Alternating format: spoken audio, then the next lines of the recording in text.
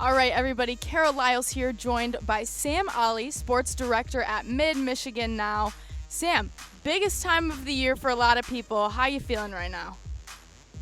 It's the most wonderful time of the year. Everyone can keep Christmas, can keep the holidays, but when it comes to people like us, this is the time that we're excited for. It seems like summer came and went. We're already in practices, and we got, just a couple more days left until we kick it off. Yep. We got a lot of big football programs up by you.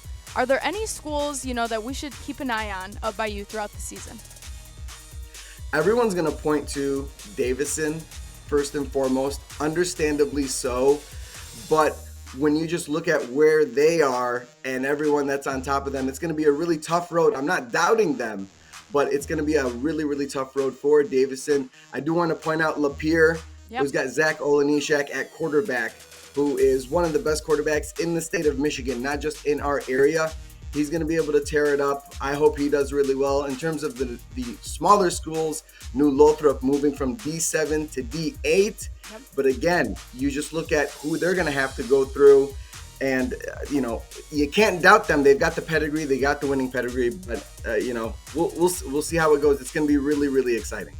Let's talk a little bit about Frankenmuth. Last year, the D5 final. Do you see the same sort of success for them this upcoming season? Losing a quarterback when it comes to high school football is huge. Aiden Horde going up to Northern Michigan now, and it's just going to have to be one of those growing pains early on.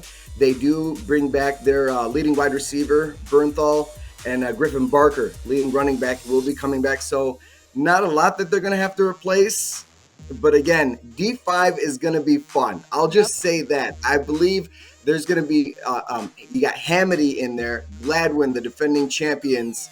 But at the end of the day, those schools over in Grand Rapids, it might end up going through them this season. Let's talk a little bit about Gladwin. What a great season they had last year. Do you expect the same thing? The Flying G's, man, I hope they're players that they're bringing back are mostly on the offensive line, and I feel like that's the biggest key. You can have all of the most talented players across the board, but as long as your offensive line stays intact, It gives you a chance.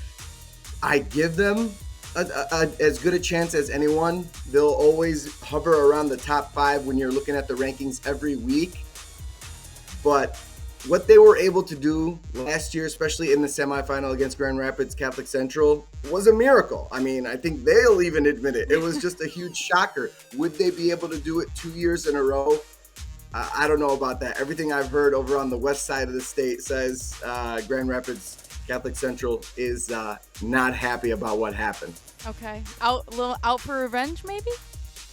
That's what I'm thinking. Some teams, when they have that loss, that big one that no one expected, and it wasn't like it was a blow. It was a close game. They had a chance to win it in the end. They're not going to be in a good mood. I think everyone's penciling them in as favorites in D5. All right, if you've got to pick one or two marquee matchups going into week 1, who you picking? Oh, okay. So I'll give you 3 from our area. Of course, we've got Davison taking on Warren De La Salle, the defending state champions in Division II. Davison starting right out of the gate with a very, very good opponent, and that's going to be played at Atwood Stadium as part of the Vehicle City Gridiron Classic. That'll be the nightcap on Thursday, so that's going to be a really good game. We've also got Frankenmuth versus Goodrich, 2 teams who were in their respective state championship games going one-on-one Friday at noon at the Big House, the battle at the Big House. They're going to be one of the teams. I mean, you got 2 historic teams, 2 historic rivals. They've faced each other every year, but now it's going to be in Ann Arbor. One underrated matchup I do want to mention, 2 teams not getting a lot of pub. Mount Pleasant going up against Saginaw Heritage. I've been telling everyone that I know, Saginaw Heritage is going to light up the scoreboard. They scored a record in points last year, and then coming into this year, they have all the confidence in the world. They think they can make a deep run. I think they're the most underrated team in our area. I don't know. That seems like a really, really good one. Mount Pleasant, Logan Borodachuk, who's going to be going to Central Michigan. He's basically going to be walking from high school and going to his college. a really easy transition for them. Two really good teams in the Saginaw Valley League. Shout out to the Saginaw Valley League. Top to bottom, unbelievable teams. We're going to have a lot of representation from the Valley this upcoming season. All right, Sam, well, that's all we've got for you, but we have made it. It is football season. Have so much fun, and good luck covering all your teams this year. Awesome. Thanks for having me.